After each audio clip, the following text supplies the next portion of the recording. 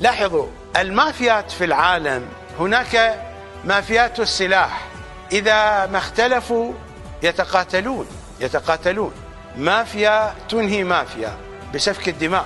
مافيات المخدرات إما أن يقتل بعضهم البعض في بعض الأحيان، أو أن تتعاون مافيا مع السلطات الأمنية في أي بلد من البلدان تتواجد فيه تلك المافيات لأجل إيقاع المافيا الثانية في شراك الأجهزة الأمنية، وهذا يحدث بكثرة.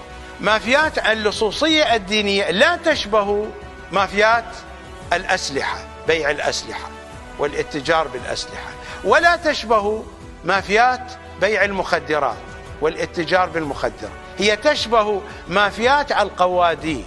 لماذا؟ لأن مافيا هذا القواد تحاول أن تسرق زبائن مافيا القواد الثاني.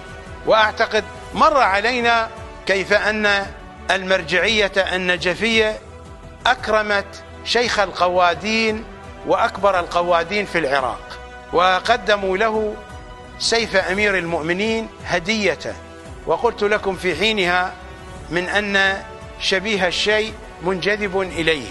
فعلا هناك تشابه واقعي وعملي فيما بين مافيات القوادين ومافيات رجال الدين، إنها مافيات اللصوصية الدينية. فمرتضى القزويني تسلل إلى زبون من زبائن كما هم يتصورون، وإلا فإن سلطان البهرة يضحك عليهم، يعدهم حميرا وهو يقدم لهم العلف لأجل أن يحافظ على مصالحه في العراق ومصالح مجموعته وطائفته.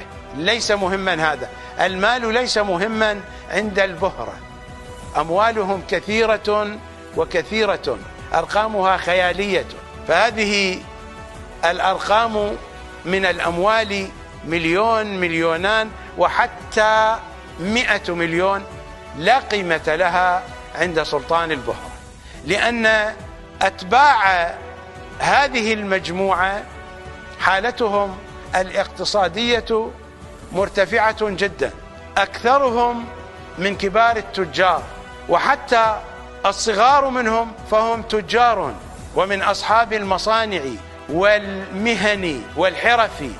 أموالهم كثيرة، وهم يغدقون بهذه الأموال من دون حساب على سلطانهم، على سلطان البهرة.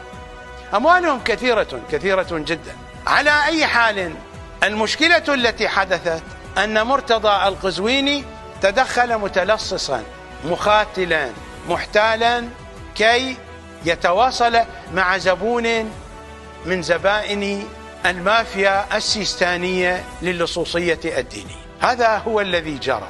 إنما أكرر هذا الكلام كي تعرفوا الواقع الذي نحن فيه. أنا ما عندي من مشكلة مع مرتضى القزويني. صحيح أن مرتضى القزويني يحارب وبإصرار ذكرى